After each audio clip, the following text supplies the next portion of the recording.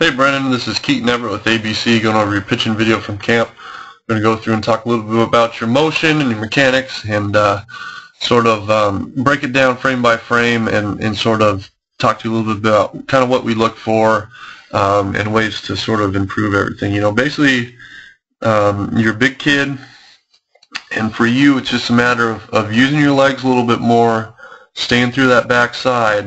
You know, everything else looks pretty clean.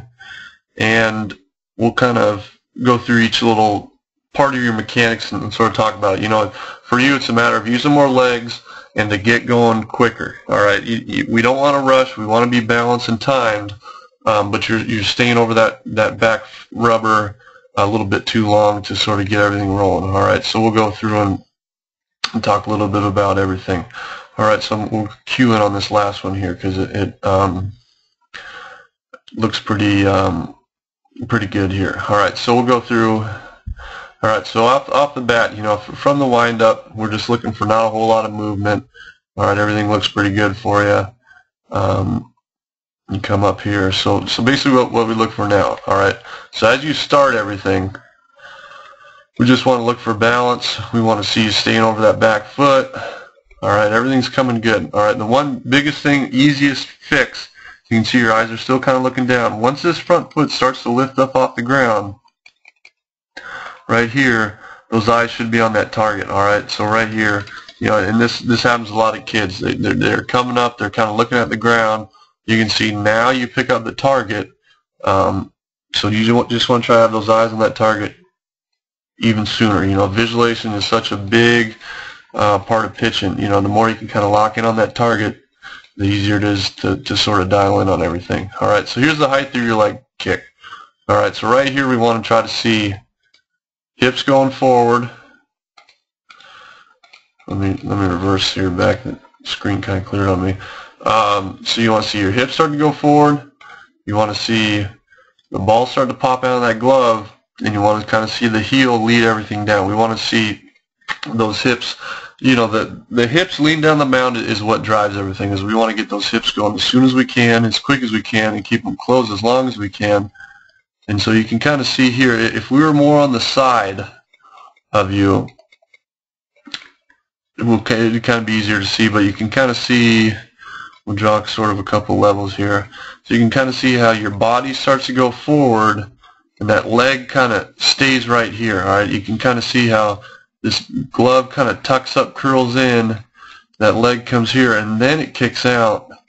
And now you're kind of curled up with that glove here, and everything's sort of behind. All right, so you're doing good at timing over the rubber, but what we want to try to see is the hips start to go forward and not really stop. We want to see this leg start to go down here. So when we get to this point here, and this leg is right there, that's where we want to see back here. All right, so we want to see that action back there.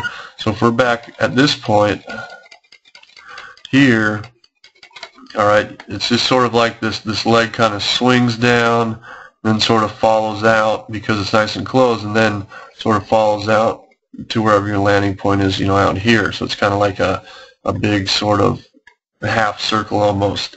All right, so just get to that point of just thinking, you know, the hips are going forward and just letting that leg fall down. All right, just, you know, there's guys that have sort of talked about, you know, going around the bucket. You know, there's a bucket here, and that leg kind of swings around.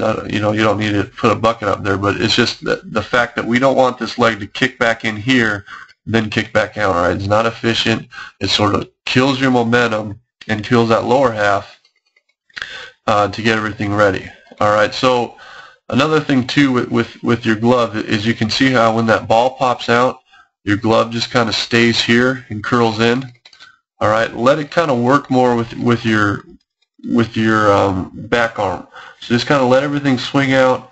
You know, let that glove swing out too, and just kind of get everything rolling. You don't need to kind of stop your momentum on everything and curl out.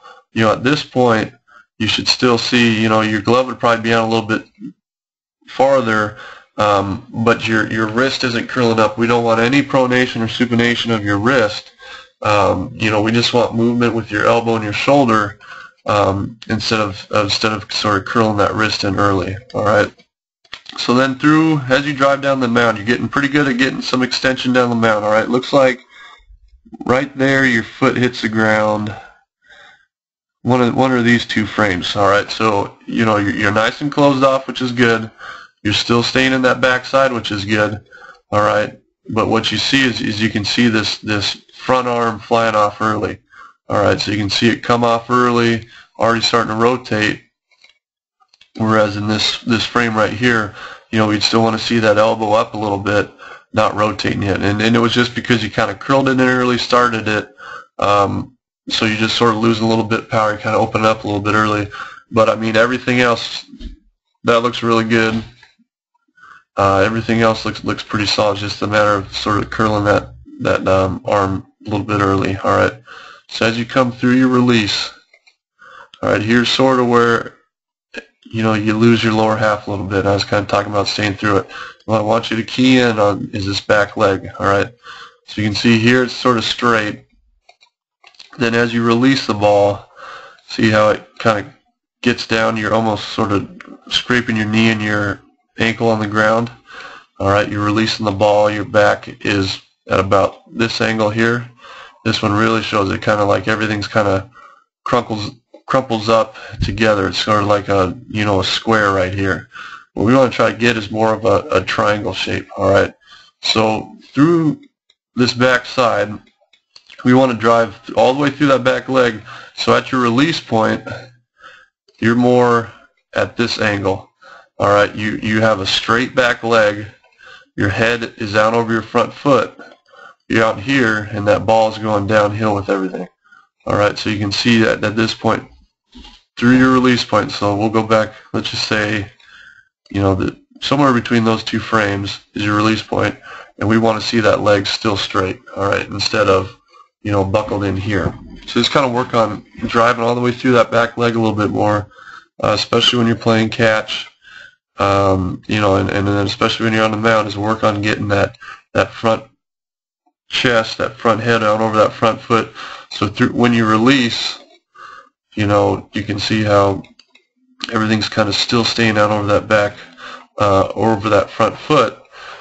So everything, even when you're playing catch, you sort of overdo it. Feel that head right out here. Everything's right there.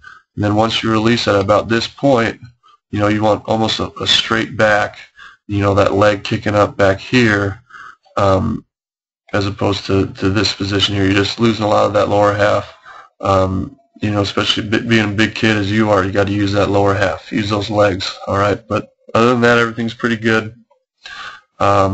Hope you have a good season this year. Thanks for making it out to camp. We look forward to seeing you again with ABC.